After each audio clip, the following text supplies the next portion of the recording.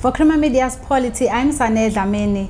Corruption Watch Executive Director David Lewis joins me to discuss the recent selection criteria of the new public protector.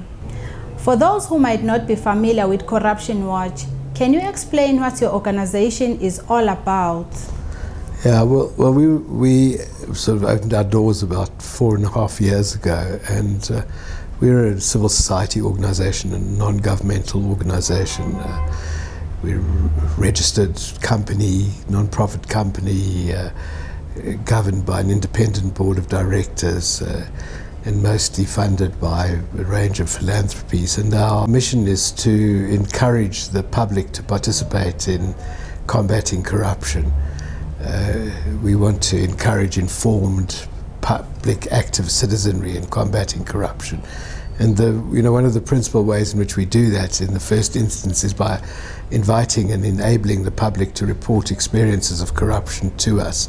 And so we get sort of 500-600 reports a month from varying quality and from varying sources and from across the country. We investigate a very small number of those because we haven't got the resources to investigate more. But we do sort of high impact investigations.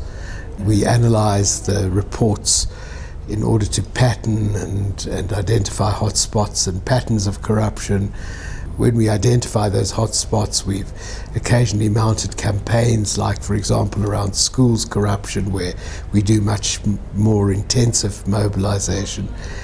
And we do litigation. We've been involved in some important court cases, and we do a lot of policy advocacy. But the key to whatever we do is that we make public whatever it is that we're doing. So if we advocate for a change in policy, we make sure that the public knows we're doing that. If we do an investigation, we report the outcome of the investigation to the public. When we analyze the reports, we report that to the public as well. So, we're like a communications unit, a mass communications unit, surrounded by small teams of lawyers, data analysts, statisticians, researchers, writers, and that's what we do. Is your organization satisfied with the processes that were followed to select a new public protector to replace Thuli Madonsela? Yeah, well, that's been our flagship campaign for this year. So, what you find in the Public Protector Act and the provisions governing the appointment of a new public protector, and which is echoed at a much more general level in the Constitution, is that the public are entitled to participate in the appointment of a new public protector. As with many of the rights in our Constitution and our legislation, people don't know that they're there. And so we, took it upon ourselves to tell people that there was this opportunity and to enable them to participate in it. And they've done so in significant number, and we've also engaged very intensively with the parliamentary committee, and particularly the chairperson of the committee. And we've ensured that there has been a great deal of public participation, including, for example, the televising of the interview process. So we think there's a way to go. This should be extended to other Chapter 9 institutions, but we think it's set a nice standard now for how people who are meant to be independent of even those who have appointed them can be effectively scrutinized by the public, and who will be scrutinized by the public even after they've been appointed. Corruption Watch recently embarked on a nationwide public awareness campaign called Buwa Mzansi to highlight the appointment of Thuli Madonsela's successor. What was the purpose of your campaign? Well, our life and the lives of many South Africans would have been very different if we had not been fortunate enough to have a public protector who took seriously the requirement that she act without fear or favour or prejudice. And she has been, as I think everybody knows, she's been the standout public institution in the fight against corruption. And so we want to try and ensure that the next public protector, is not exactly like her. Everyone will have their own style of work, but that they, at a very minimum, that they respect the need to act independently, free from the influence of money and politics. Do you have the stats of how many people participated in your campaign? Not yet. We will have them. I mean, we do that kind of monitoring on a constant scale. So, there's been a lot of media attention, and we can measure the reach of that commercial and community media attention. A lot of community media attention. We involved ourselves in actually training community media journalists to understand this campaign. There's been a lot of social media activity. We're very active on social media, and a lot of engagement with other civil society organizations. And in fact, today, a number of members of our staff have just returned from running road shows in Limpopo, the Eastern Cape, and KZN, where they've been going out to smaller areas of smaller towns and speaking to people about it. So we've reached a great many people, and that will, not only help in the Public Protector campaign, but it obviously also helps raise awareness about Corruption Watch generally. Parliament's ad hoc committee has recommended that Advocate Busisiwe Mkhwebane should succeed Public Protector Thuli Madonsela in October. Are you happy with the committee's recommendations?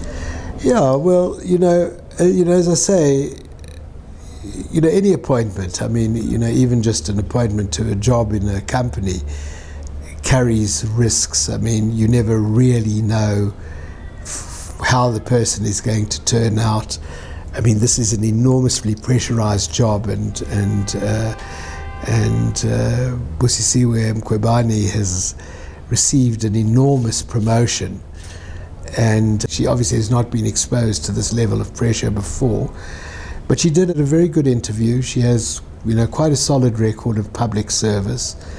And most importantly, there were some people on that shortlist who really didn't deserve to be on that shortlist, but who might have been appointed had it not been for our pressure, and I'm pleased about that.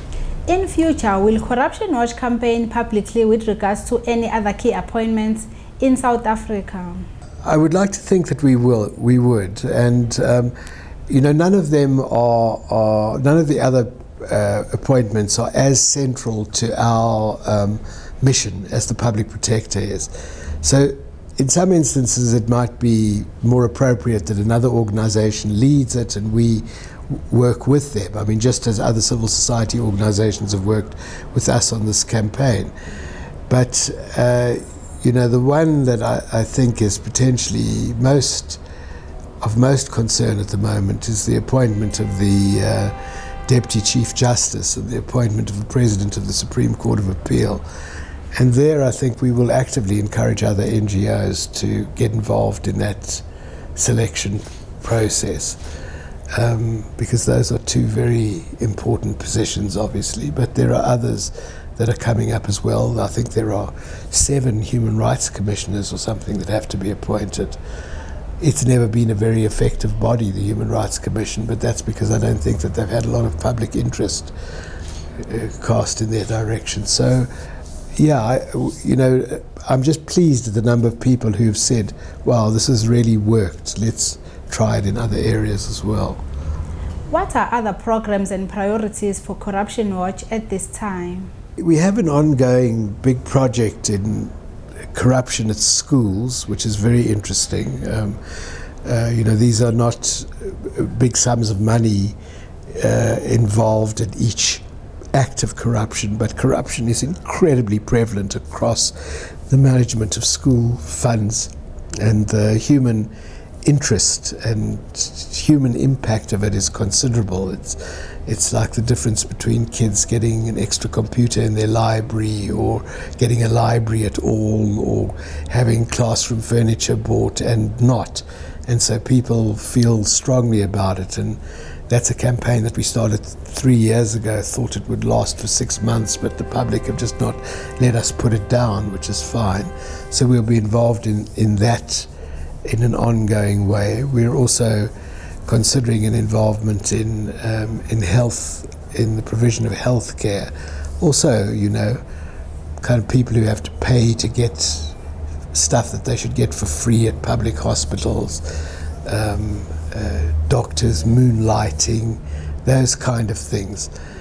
And we're also involved in a lot of big litigation things at the moment. So we're involved in big litigation involving a huge government contract.